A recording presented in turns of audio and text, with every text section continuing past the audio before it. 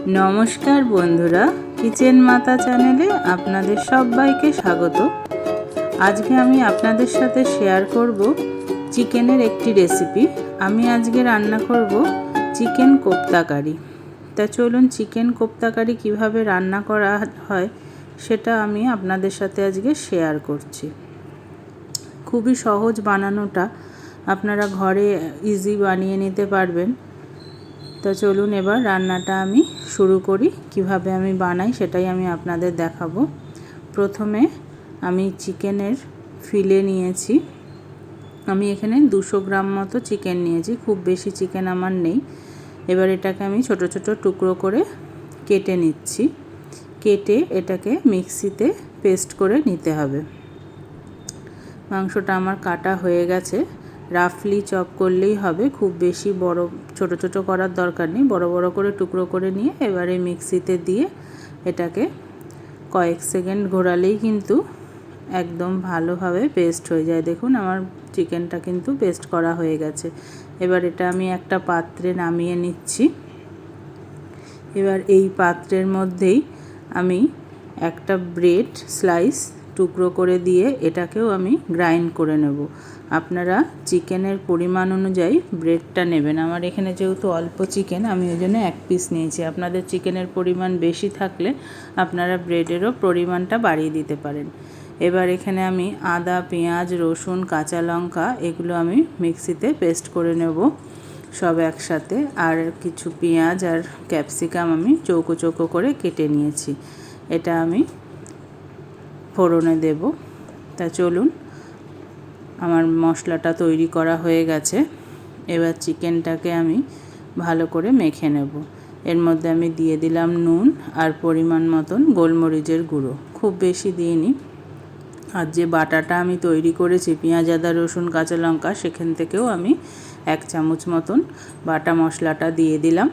দিয়ে এবার সমস্ত উপকরণ ভালো করে মাখিয়ে একটা ডো আকারে তৈরি করে নিতে হবে। দেখুন আমার চিকেনটা এইভাবে মাখা হয়ে গেছে। এবার এর থেকে আমি ছোট ছোট করে কোফতার মতন বল তৈরি করে নেব।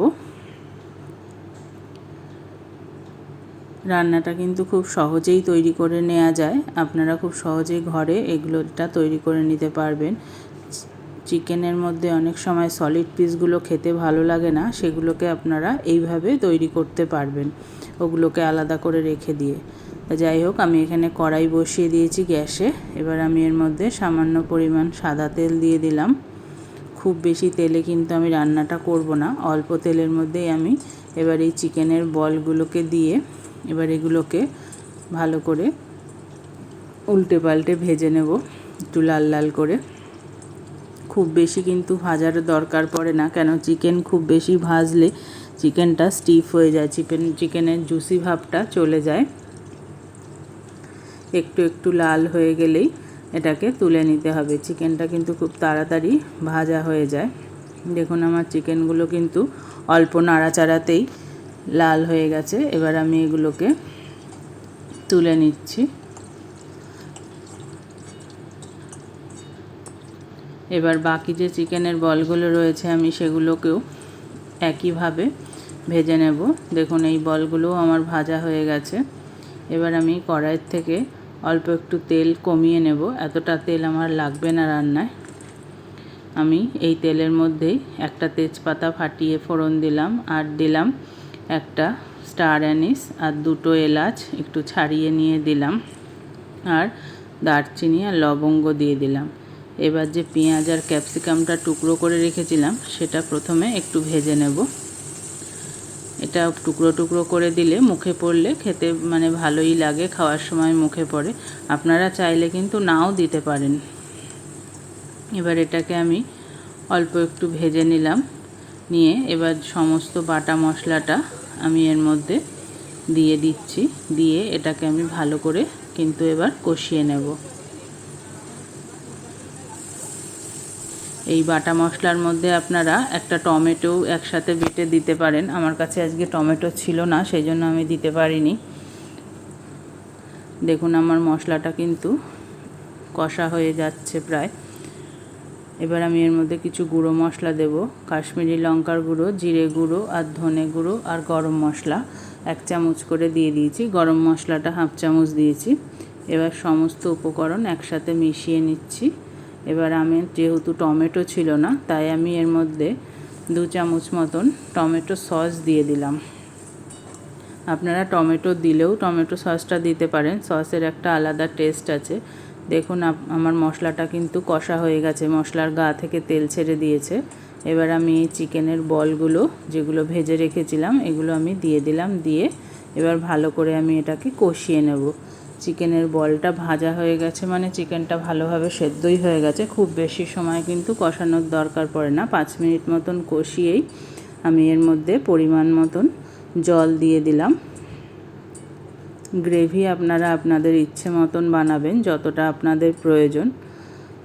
তবে এই রান্নাটা মাখা মাখা মতন খেতেই ভালো লাগে, খুব বেশি ঝোল হলে কিন্তু খেতে ভালো লাগবে না। এবার আমি এটাকে ঢাকা দিয়ে দিলাম 5-6 মিনিটের জন্য। 5-6 মিনিট পর আবার একটুখানি নেড়ে দিলাম। আমার একটু গ্রেভিটা পাতলা রয়েছে, আর একটু হবে। আবার 2 মিনিট পরে আমি দেখছি।